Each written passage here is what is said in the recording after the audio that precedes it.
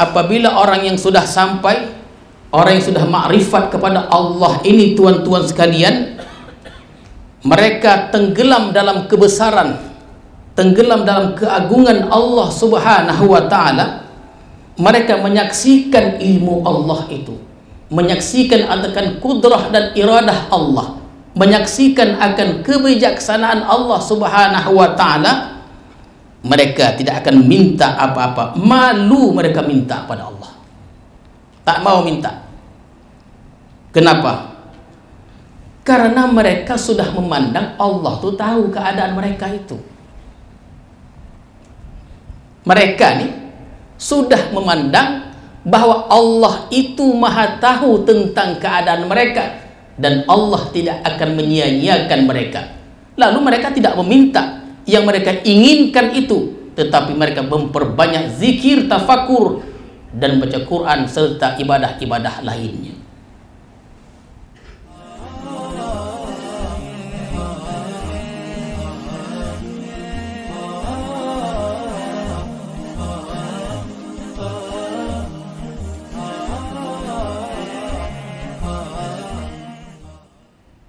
Bismillahirrahmanirrahim.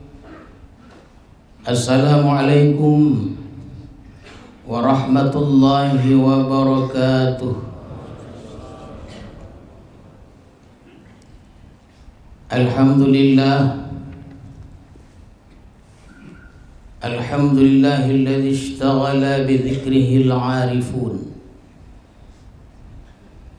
fala yas'aluna Allah syai'an minasy-syu'un iktifa'an bimasyiatihi wa hilmihi al-maknun.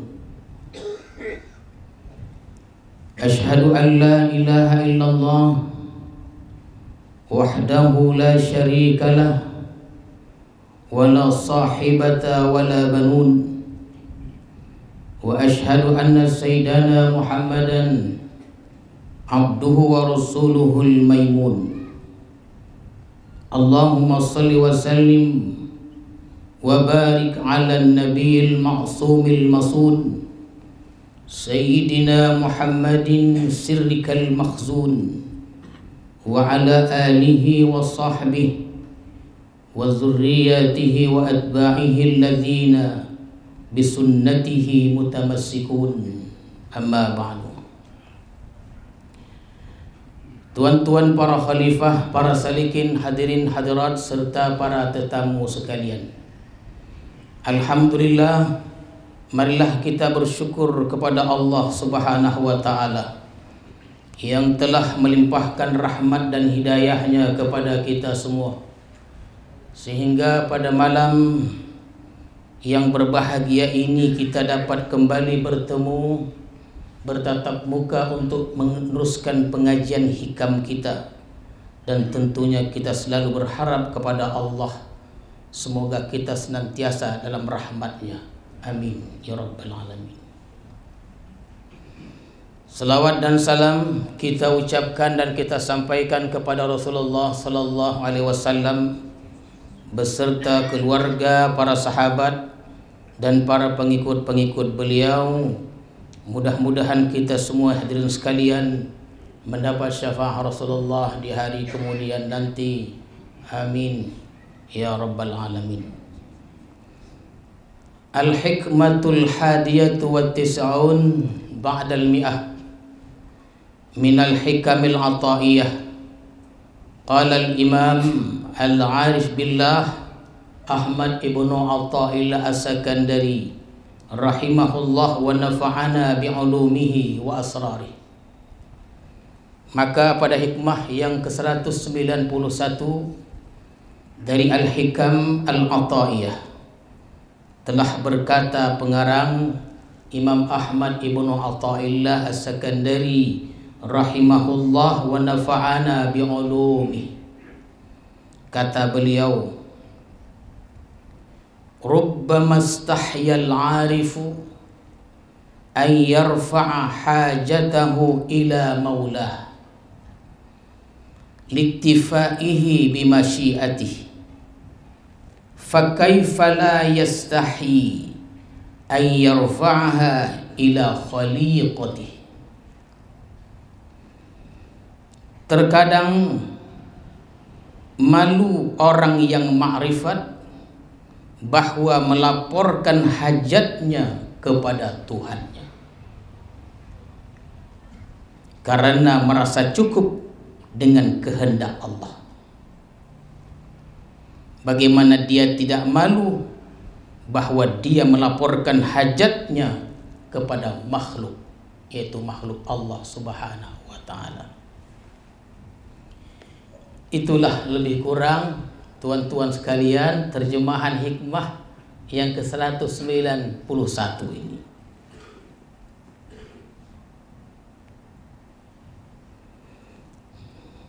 Maksudnya, terkadang orang yang sudah makrifat kepada Allah itu, dia malu meminta sesuatu kepada Allah. Malu dia meminta sesuatu kepada Allah, padahal dia perlu, tapi dia tidak minta karena dia malu. Kenapa malu?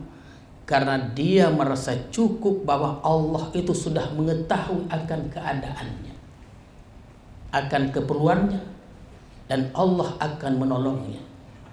Maka dia malu meminta kepada Allah saja malu, apalagi kepada makhluk Allah, tuan-tuan sekalian. Qad ta'ridu 'alal 'arifi halatun istahya minha ay yas'ala syai'an min hajatihi ila Allah ta'ala wa hiya halatu istighraqihi fi 'azamatillahi ta'ala fala yas'alu Allah ta'ala fiha syai'an iktifa'an bimasyiatihi wa hilmihi fayashtaghilu bi dzikrihi ta'ala wat tafakkuri wal qiraati wa ghairiha. Terkadang mendatang atas orang yang makrifat satu keadaan, datang kepadanya itu satu keadaan yang mana orang yang makrifat itu malu pada keadaan itu, meminta sesuatu daripada hajat-hajatnya kepada Allah, dan keadaan itu tenggelamnya orang yang makrifat itu pada keagungan Allah Subhanahu wa ta'ala, maka dia tidak minta akan Allah pada keadaan itu. Cukuplah ilmu Allah, Allah tahu tentang keadaannya, tuan-tuan sekalian. Jadi dia tidak mau meminta karena dia merasa cukup, Allah sudah tahu tentang keadaannya itu. Lalu kalau dia tidak meminta, maka orang yang arif billah, yang sudah makrifat kepada Allah, mereka ketika tenggelam dalam keagungan Allah, mereka ini tidak meminta kepada Allah, padahal mereka perlu, tapi tidak minta. Tapi apa yang mereka buat kalau tidak minta? Yang mereka buat adalah zikir pada Allah, istaghal. Mereka menyibukkan dirinya dengan berzikir, dengan tafakur, baca Quran dan lain-lainnya, tuan-tuan sekalian. Begitulah orang arif billah ini. Jadi apabila orang yang sudah sampai, orang yang sudah makrifat kepada Allah ini, tuan-tuan sekalian, mereka tenggelam dalam kebesaran, tenggelam dalam keagungan Allah Subhanahu wa ta'ala. Mereka menyaksikan ilmu Allah itu, menyaksikan akan kudrah dan iradah Allah, menyaksikan akan kebijaksanaan Allah Subhanahu wa ta'ala. Mereka tidak akan minta apa-apa, malu mereka minta pada Allah, tak mau minta. Kenapa? Karena mereka sudah memandang Allah tuh tahu keadaan mereka itu. Mereka nih sudah memandang bahwa Allah itu maha tahu tentang keadaan mereka, dan Allah tidak akan menyia-nyiakan mereka. Lalu mereka tidak meminta yang mereka inginkan itu, tetapi mereka memperbanyak zikir, tafakur, dan baca Quran serta ibadah-ibadah lainnya. Nah, kita misalkan, tuan-tuan sekalian, banyak keperluan kita kepada seorang raja. Banyak perlu kita pada seorang raja. dan kita yakin seyakin-yakinnya bahwa raja yang kita kenal itu adalah raja yang baik hati, pengasih, penyayang, bijaksana, pemurah dia. Kita yakin hal itu. Kita yakin raja itu tahu akan keadaan kita dan dia tidak akan membiarkan kita dalam sengsara, tuan-tuan sekalian. Tahu kita. Kalau kita memandang Allah dengan pandangan seperti ini, tak mau kita minta pada Allah. Tak mau gitu. Kalau begitu cara kita memandang kepada Allah, tak akan mau kita meminta, berdoa kepada Allah. Tapi yang kita perbanyak adalah zikir, tafakkur, baca Quran, selawat, dan lain-lain. Ika kau nak sampai ke makam ika kau dia banyak dia, tuan-tuan sekalian. Ya. Hal ini kita nak menciptakan juga. Ya, mudah-mudahan kita sampai ke tahap itu. Terutama para salikin yang menyibukkan diri mereka dengan zikir kepada Allah Subhanahu wa taala. Jadi tuan-tuan sekalian, kalau begitulah cara kita memandang Allah tuh. Raja tuh baik dia. Baik hati, pengasih, pemurah, bijaksana. Tahu dia hal keadaan kita, dan kalau dia tahu, dia tidak akan membiarkan kita dalam sengsara, pasti ditolongnya. Kalau begitu cara kita memandang Allah, fala jarama annallaha ta'ala yu'tih afdala ma yu'tis sa'ilin. Insya Allah, kalau begitu cara memandangnya, Allah akan berikan yang lebih baik kepada kita daripada orang yang minta kepada Allah itu.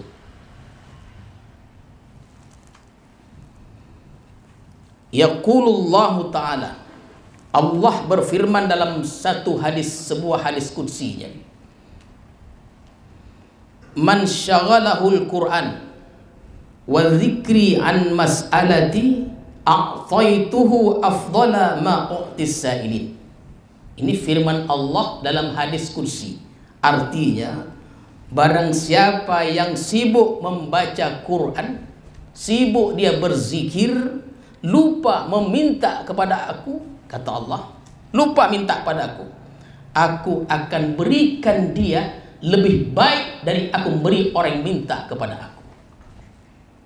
Jadi tuan-tuan sekalian, orang yang arif billah ini, bila mereka dalam istighraq, tenggelam dalam keagungan Allah Subhanahu wa taala, susah mereka, sengsara mereka, tak mau meminta, ya Allah sehatkan aku, ya Allah selamatkan aku, ya Allah panjangkan umurku. Tak akan begitu ada permintaannya. Mereka tidak akan meminta, tetapi memperbanyak zikir kepada Allah Subhanahu wa taala. Fa kaifa la yastahi fi hadhihi al-halah ay yas'ala syai'an min hajati ila khalqihi. Bagaimana tidak malu pada keadaan ini bahwa dia minta sesuatu dari hajatnya kepada makhluknya. Kepada Allah saja dia sopan, kepada Allah saja dia malu, apalagi kepada makhluk Allah. Tak akan maulah dia tuh. Tak akan bergantung orang seperti ini kepada makhluk-makhluk Allah Subhanahu wa ta'ala. Hadirin dan hadirat sekalian, mari kita contohkan ya. Ta'arrada Jibril alaihi salamu bi Ibrahim alaihi salatu wassalam hina yurma ila nari Namrud. Dalam keadaan kritis, detik-detik ketika Nabi Ibrahim akan dicampakkan ke kobaran api Raja Namrud, tuan-tuan sekalian, memang pada saat itu Allah membiarkan keadaan seperti itu. Sebenarnya Allah maha hebat, maha kuasa. Allah turunkan hujan, selamat Nabi Ibrahim, api bisa padam. Atau Allah tutup mata-mata orang yang mandang pada saat itu, Nabi Ibrahim lari, selamat juga Nabi Ibrahim. Tapi Allah tidak ingin berbuat demikian. Kalau Allah berbuat demikian, masuk akal. Oh, Nabi Ibrahim selamat. Kenapa? Api padam karena hujan. Nabi Ibrahim selamat. Kenapa? Dia melarikan diri. Tapi Allah biarkan keadaan seperti itu. bagaimana caranya Allah menyelamatkan Nabi Ibrahim. Allah balikan hukum dari asal awalnya itu. Dalam keadaan genting itu, tuan-tuan sekalian, ikon ada dicampakkan apa? Kalau kita mendengar cerita itu dah comeh gitu. Ini Nabi Ibrahim sudah berada di hadapan kobaran api yang ia segera akan dicampakkan. Dalam keadaan kritis itu, detik-detik itu datanglah malaikat Jibril. Faqala, berkata Jibril, apa kata Jibril? Alaka haja. Begitu dia. Hebat Nabi Ibrahim itu. Malaikat datang menawarkan jasa. Apa hajat engkau? Apa yang perlu ku tolong? Kita kok jangan ke malaikat, manusia pun tak mau menolong kita. Tengok pagah itu tuan. Alaka hajah, adakah engkau hajat? Apa keperluan engkau? Faqala, macam mana jawaban Nabi Ibrahim? Faqala, amma ilaika fala. Kalau kepada engkau, aku tak perlu. Hebatnya. Wahai Jibril, kalau begitu tawaran engkau, maka kepada engkau aku tak perlu. Padahal mudah saja Jibril dikipeh sekali ya, mati api itu. Kadang menurut cerita ini, kopaknya itu bosah. Sekali dikipehnya mati api itu. Apa keperluan engkau? Faqala amma ilaika fala. Kepada engkau aku tak perlu. Tak perlu aku, kata Ibrahim. Ini sudah kritis keadaan ini. Wa amma ilallahi ta'ala fabala. Tetapi kepada Allah aku memang perlu.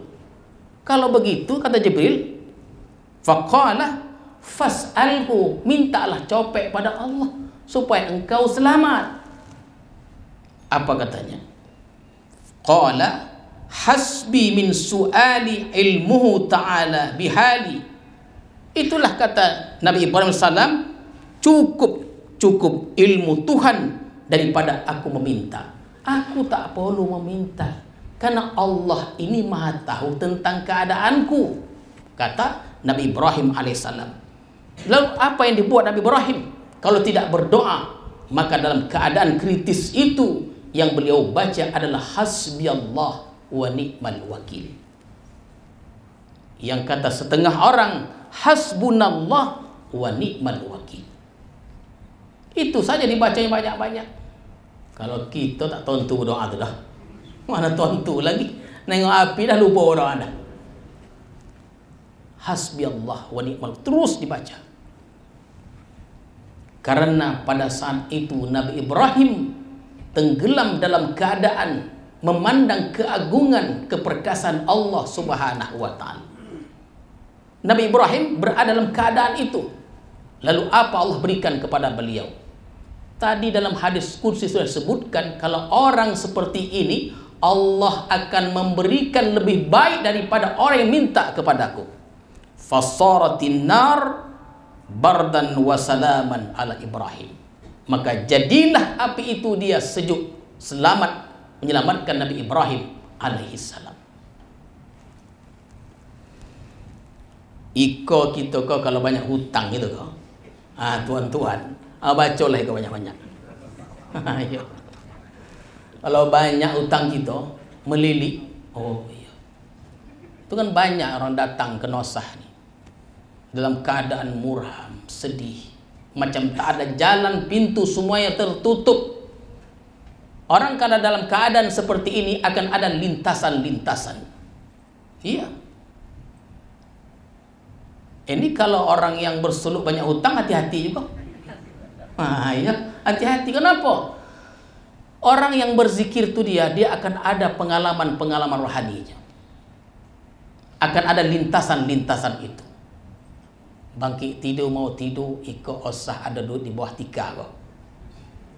Begitu aja dia, lintasan-lintasan. Itu bahaya. Itu fiktif, tak ada semuanya itu. Gangguan semuanya. Maka jalannya adalah syariat. Usaha, ikhtiarlah kita untuk melunasi hutang-hutang kita itu. Dikuatkan dengan apa? Inilah dia. Hasbiyallah wa ni'mal wakil. Ya. Udah aku buat ya Tuhan. Udah bu tambah hutangku. Jangan salahkan Iko. Itu salahnya. Cara mengamalkannya, waktunya, berapa jumlahnya. Nabi Yunus alaihissalam, memang dalam riwayat itu beliau kecil hatinya. Ya, kecil hatinya. Ya, mungkin ada tulisan itu merajuk. Tapi merajuknya Nabi ini tak samalah dengan merajuknya kita. Nabi Yunus kecil hatinya. Kenapa?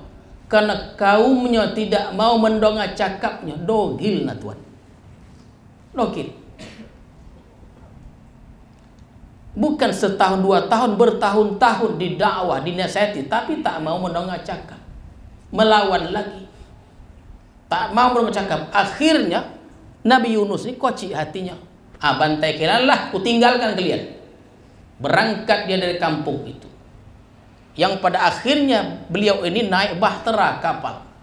Di tengah perjalanan di laut itu, akhirnya beliau ya dicampakkan katanya, dimakan oleh hut, ikan besar. Berapa lama? Ada yang mengatakan 3 hari 3 malam, bahkan ada yang mengatakan 40 hari 40 malam. Adakah Nabi Yunus meminta, ya Allah selamatkanlah aku dari ikan kau. Ya Allah keluarkanlah aku dari perut ikan. Tidaklah pernah kita mendengar berita demikian, bahwa Nabi Yunus meminta dengan doa demikian. Karena pada saat itu beliau berada pada tenggelam dalam keagungan kebesaran Allah Subhanahu wa taala. Mengakui akan kesilafannya. Apa yang beliau buat? La ilaha illa anta subhanaka inni kuntu minadz zalimin. Itu saja. Jadi kalau tak mampan hasbillah tadi, utang makin banyak, baca kau lagi. Yang dibacanya la ilaha illa anta subhanaka inni kuntu minadz zalimin.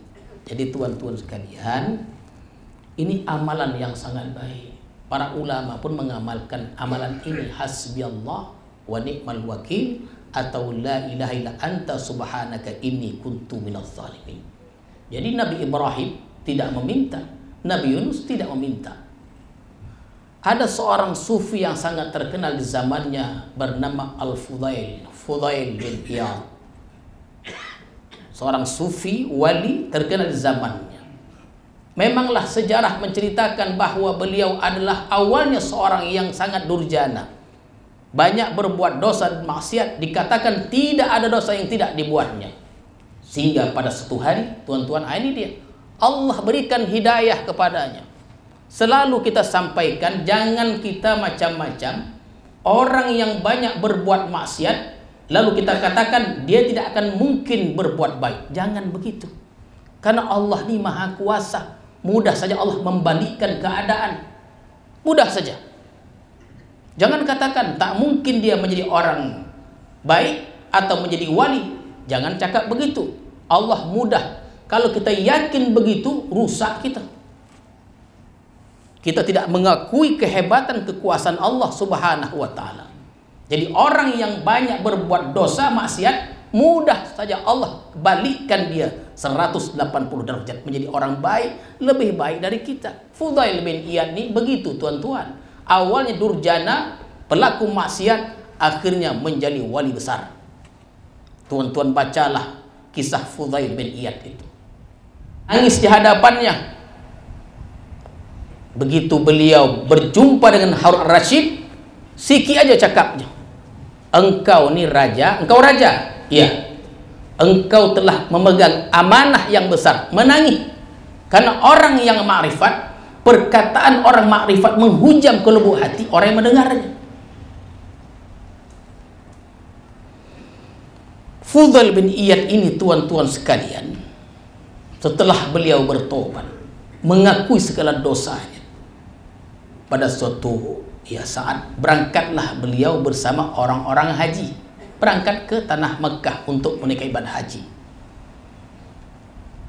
Ketika wukuf di padang Arafah, Fudail bin Iyad ini tak ada dia macam doa dah. Diam aja dia. Tidaklah beliau ini menghadapkan wajahnya datar. beliau tundukkan kepalanya. Berapa lama? Selama orang membaca doa-doa, zikir-zikir di padang Arafah itu. Karena selama di padang Arafah itu kan ada tuntunannya, baca ini, baca itu. Tapi beliau sedikit pun tidak membaca, lama menundukkan dirinya. Ketika beliau mendengar suara tapak satu persatu meninggalkan tempat di padang Arafah itu, barulah beliau mulai menegakkan muka kepalanya itu. Apa cakapnya? Malu aku ya Allah padamu. Itu aja cakapnya. Kita kah kalau sudah berdosa, berhio-hio kita kah berdoa, besok boleh lagi. Nah itu tuan-tuan sekalian, diangkatnya kepalanya, malu aku padamu ya Allah.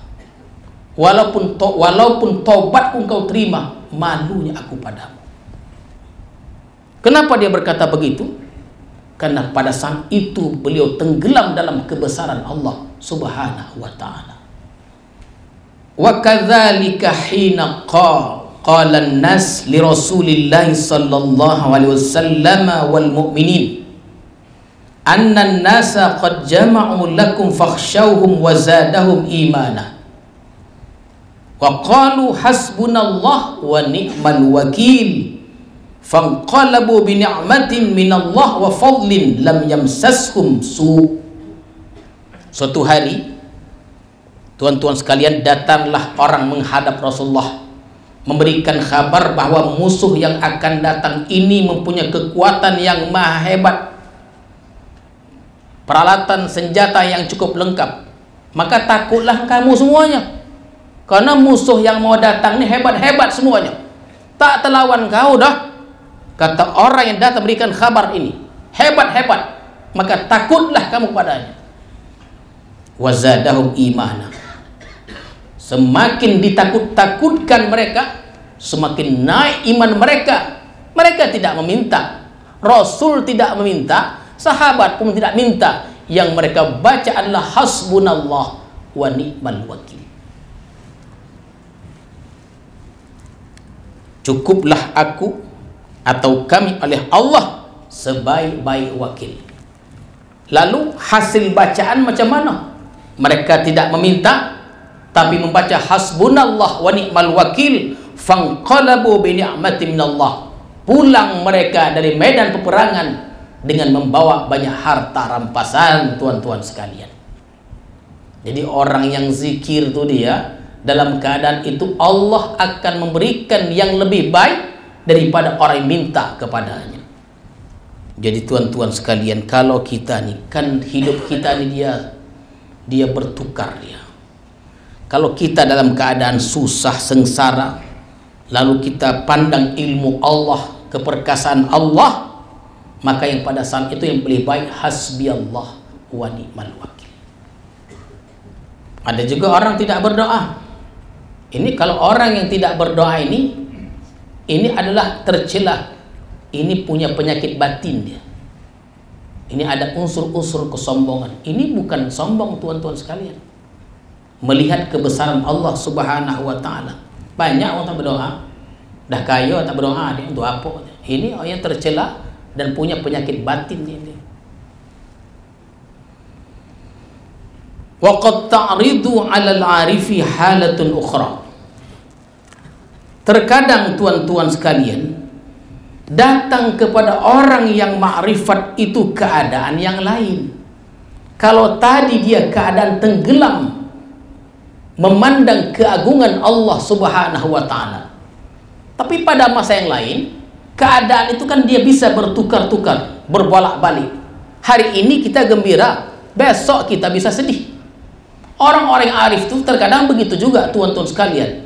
Terkadang mereka tenggelam memandang kebesaran Allah Subhanahu wa ta'ala. Akan tetapi di masa yang lain mereka juga tenggelam dalam keadaan lain juga. Apa dia? Wahiyastighraquhu fi dzulli wal faqati wal ubudiyyati lillahi ta'ala. Apa maknanya? Yaitu keadaan di mana mereka tenggelam pada kehinaan, keberhajatan, kehambaan bagi Allah Subhanahu wa ta'ala. Jadi tuan-tuan sekalian, Satu saat mereka tenggelam dalam kehebatan Allah, keperkasaan Allah. Allah Maha Bijaksana, ditengoknya itu. Tapi pada masa yang lain, mereka ini memandang bahwa diri mereka itu hina, tuan-tuan sekalian, tak berdaya. Dan Allah Subhanahu wa Ta'ala paling suka melihat hamba-hambanya yang menghinakan dirinya di hadapannya, bukan di hadapan makhluknya, di hadapan Allah Subhanahu wa Ta'ala. Dulu kita pernah cerita dalam pengajian ini, seorang hamba beribadah kepada Allah 60 tahun lamanya. Dalam tempoh itu beliau meminta kepada Allah. Setelah sekian lama, berdoa lagi beliau. Apa bunyi doanya? Setelah sekian lama, meminta lagi. Bunyi permintaannya, ya Allah, sudah lama aku berdoa meminta kepada Engkau, tapi nampaknya belum ada hasilnya lagi. Belum ada hasilnya. Maka tahulah aku, begitu hinanya aku di hadapan Engkau, begitu tidak berdaya Engkau, tak ada artinya diriku di hadapan Engkau, ya Allah.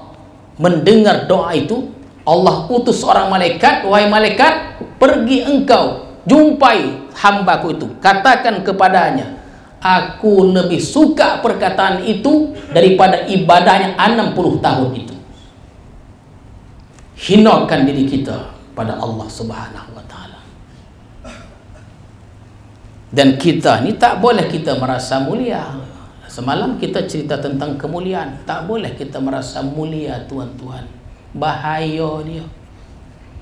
Munculnya kemuliaan itu dari banyak bidang.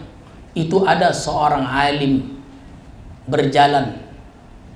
Dia berjalan, tuan-tuan sekalian, seekor anjing pun berjalan. Jalan tu sempit. Di tengah jalan tu ada lumpur, tuan-tuan sekalian. Ya, separuhnya itu ada lumpur, separuhnya tidak.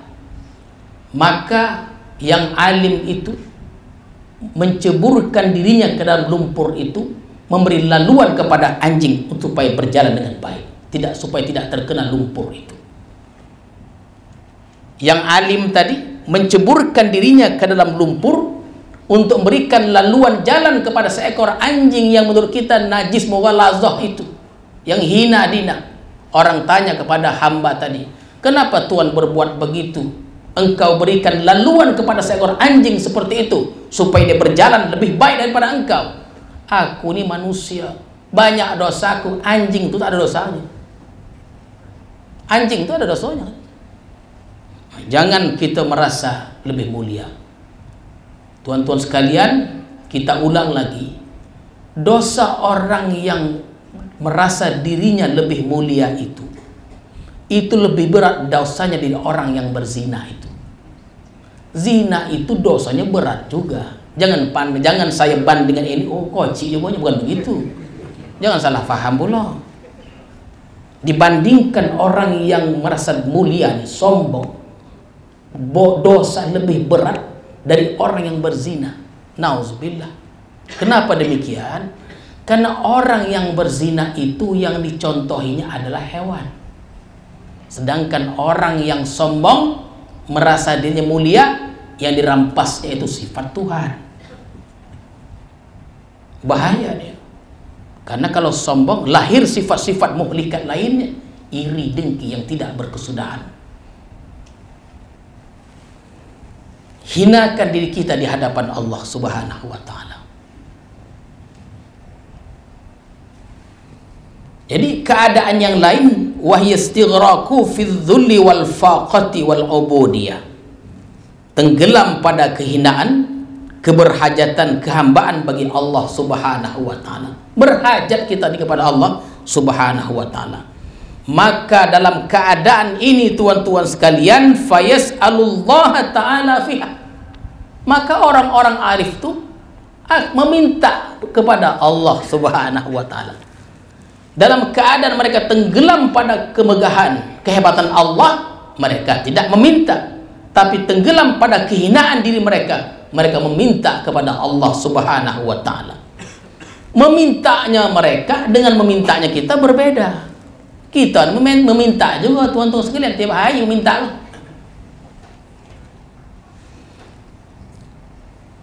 Kalau kita kok minta agak ganjil-ganjil lah, tuan-tuan. Ya Allah, itu model doa kita ini.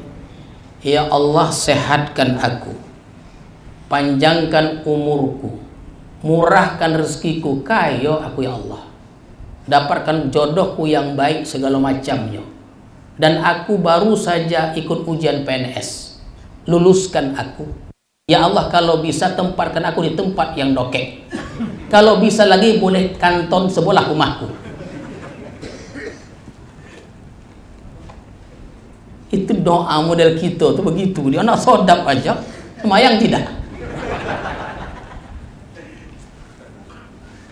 Izharan, kalau mereka meminta izharan li fakrihi, untuk menampakkan kefakirannya, wahajatihi, dan hajatnya ilallahi, kepada Allah subhanahu wa ta'ala, la li'adam intifa'ih bimasyiatihi wa hilmihi ta'ala.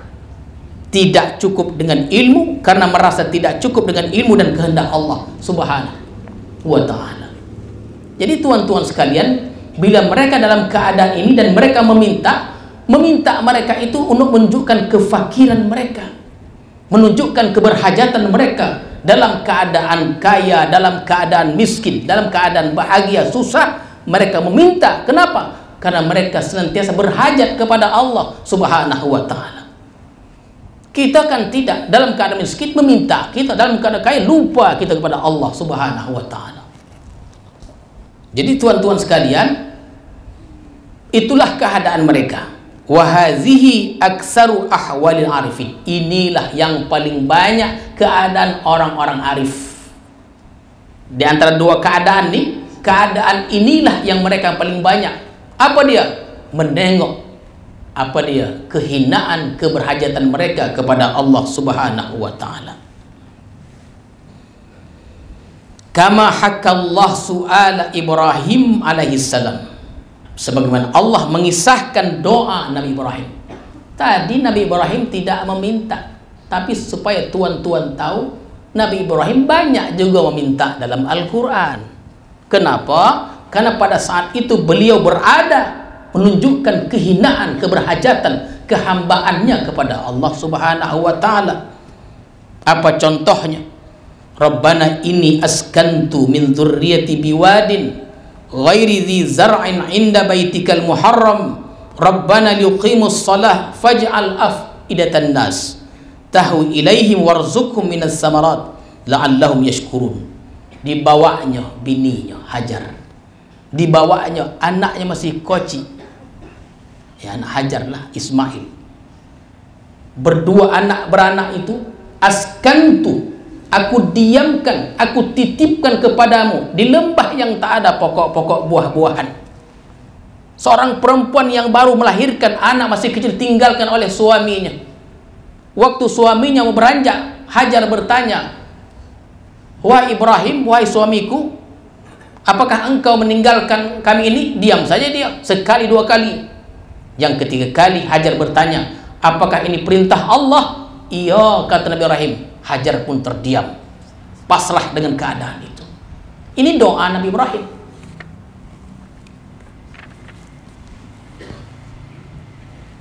Doa yang lain lagi, Rabbana Rabbi ja'alni muqimas shalah wa min dzurriyyati Rabbana wa taqabbal minna. Nabi Ibrahim meminta, berdoa, ya Allah, jadikan aku ini menegakkan salat dan zuriat-zuriatku, keturunanku. Contoh yang lain, ketika pasukan Quraisy bergabung dengan orang Yahudi untuk melawan, mengepung Madinah, pasukan itu disebut pasukan Ahzab, perang Ahzab. Allah ceritakan itu tuan-tuan sekalian. Bergabunglah mereka untuk mengalahkan baginda Rasulullah dan orang-orang beriman di Mekah. Madinah itu dikepung. Ini contoh bahwa Nabi itu meminta juga, bukan tidak meminta, meminta. Pada saat tertentu Nabi dalam keadaan tenggelam pada ketidakberdayaan itu, kelemahan sebagai seorang hamba, dan beliau ingin tunjukkan itu kepada Allah subhanahu wa ta'ala. Wa qad da'a Rasulullah sallallahu alaihi wasallam yaumal ahzab. Jadi tuan-tuan sekalian, berdoalah Rasulullah pada ketika itu. Bukan tidak meminta, meminta. Apa doanya? Allahumma munzilal kitab. Ya Allah, Tuhan yang menurunkan kitab. Sari'al hisab, yang cepat menghitung. Allahumma hzimil ahzab. Allahumma hzimhum wa zalzilhum. Ya Allah, hancurkan mereka. Dalam keadaan tertentu Rasulullah berzikir hasbiyallah wa ni'mal wakil, hasbunallah wa ni'mal wakil. Tapi dalam keadaan tertentu, memandang ketidakberdayaan, beliau meminta kepada Allah Subhanahu wa ta'ala. Jadi kalau ditanya kepada kita, Tuan, dalam keadaan macam mana yang eloknya kita ni meminta atau berdoa atau berzikir? Ditanya itu kepada kita, macam mana yang eloknya? Tengok situasinya. Kalau kita melihat kebesaran Allah, banyakkanlah berzikir, menunjukkan kelemahan kita, ketidakberdayaan kita, memintalah kepada Allah Subhanahu wa ta'ala. Tak kuasa dua-duanya Tuhan macam mana? Tidak aku tengok dua-duanya itu. Itulah doa-doa kita tuh. Kalau bisa kantor itu ada di sebelah rumahku. Begitulah doanya tuan-tuan sekalian. Jadi mudah-mudahan kita senantiasa melatih diri kita. Melatih diri kita untuk sampai ke tahap yang diinginkan oleh Allah Subhanahu wa ta'ala itu. Kita makrifat kepada Allah, kita berdoa dalam keadaan tentu, kita juga meminta, berzikir kepada Allah Subhanahu wa ta'ala. Dan mudah-mudahan segala amal ibadah kita sepanjang hayat kita ini diterima oleh Allah Subhanahu wa ta'ala. A'udzubillahi minasyaitonirrajim. Bismillahirrahmanirrahim. Allahumma zidna ilma warzuqna fahma walhiqna bis-salihin. Allahumma ij'al jam'ana hadza jam'an marhuma wa tafarruqan ba'da tafarruqin ma'suma. Wa sallallahu ala sayyidina Muhammadin wa ala alihi wa sahbihi ajma'in. Walhamdulillahi rabbil alamin. Assalamualaikum warahmatullahi wabarakatuh.